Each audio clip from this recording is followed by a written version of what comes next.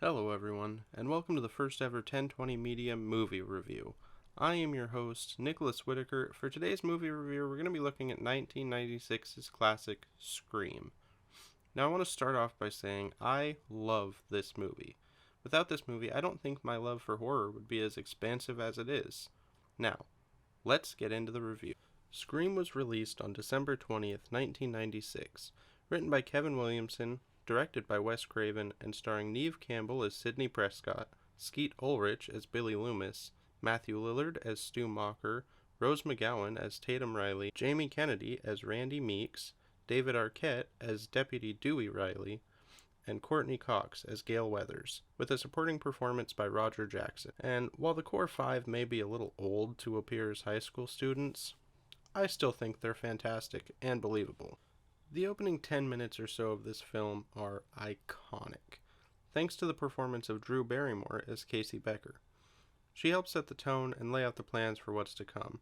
Home alone and about to watch a scary movie, she answers a phone call that quickly turns violent and ends in the death of her and her boyfriend. I like to highlight the use of the popcorn in this sequence, because while it is just a background prop, it marks the passage of time really well and is more inventive than just a microwave ding or some other timer that she happened to set. But of course, if we're talking about this opening sequence, we have to talk about the masked man himself, Ghostface. Ghostface, as a voice on the phone, was played by Roger Jackson, who is sinister. Without seeing his face, he can send chills down your back. If you've seen any of the movies, you know what I mean. It's kind of really cool to note that the cast didn't get to meet him until after filming had finished. And as for the physical appearances of Mr. Face, he was portrayed by stunt actors who took the time to hang out with Matthew and Skeet, learning their mannerisms and how they move, so that if you watch closely, you can actually tell which of them is supposed to be behind the mask for each kill. I personally think that's really cool because other movies like Friday the 13th and Halloween, they leave the stunt actors to really create the killers themselves. They might have like a basic outline, but they're, a lot of the time, they're just like, alright, well, they're supposed to do this. However you want to do this, that's how they do it now. So I think it's cool that they took the time to actually learn how the other actors move and behave to bring that into each individual appearance of Ghostface. Okay. I know what you're thinking, and you're right. This movie might not have a super strong or original plot. Let's face it, masked killers stalks and hunts down high school students wasn't exactly fresh or new in 1996, but what made Scream stand out from all the others was how it poked fun at those well-worn and set-up tropes. As resident movie expert Randy explains near the film, there are certain rules that one must abide by in order to successfully survive a horror movie. For instance, number 1, you can never have sex. Big no-no! Big no! I'm a dead man. Leave him in popcorn. Sex equals death, okay? Number 2, you can never drink or do drugs. No, the sin factor. It's a sin. It's an extension of number 1. And number 3, never, ever, ever, under any circumstances say, I'll be right back. Because you won't be back. I'm getting another beer. You want one? Yeah, sure. I'll be right back. as I just said, Randy explains these rules near the climax of the movie. So now, it's reveal time. Now the tension has been amped up. After having sex with her boyfriend Billy, Ghostface makes his entrance, stabbing Billy in the shoulder and chest several times. Sydney gets away and is trying to escape when she finds Tatum, among several others, dead.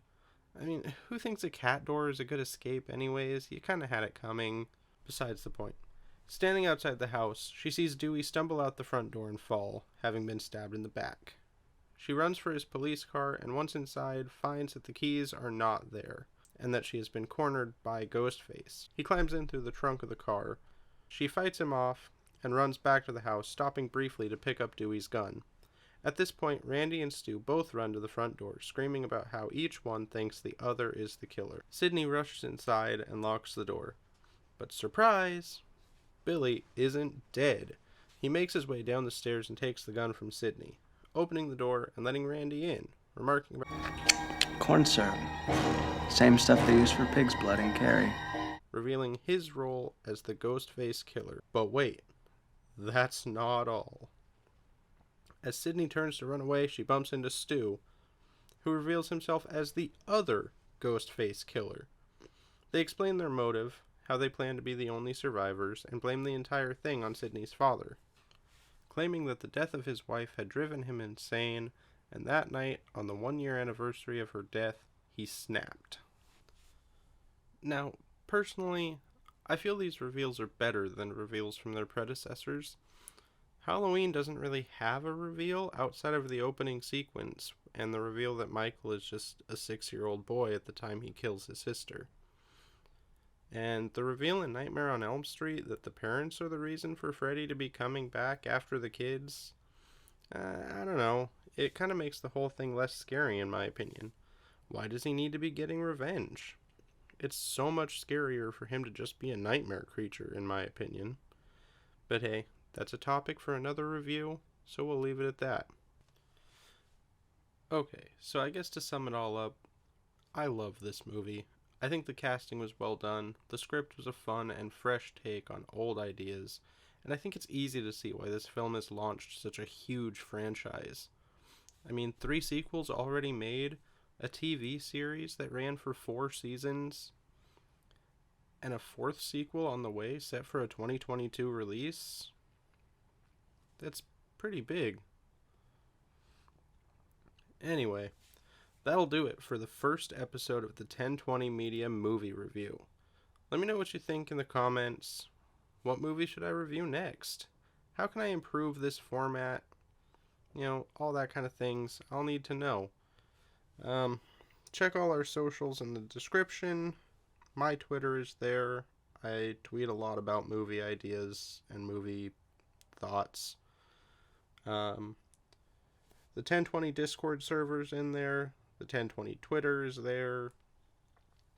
And I'll see you all in the next one. Bye-bye.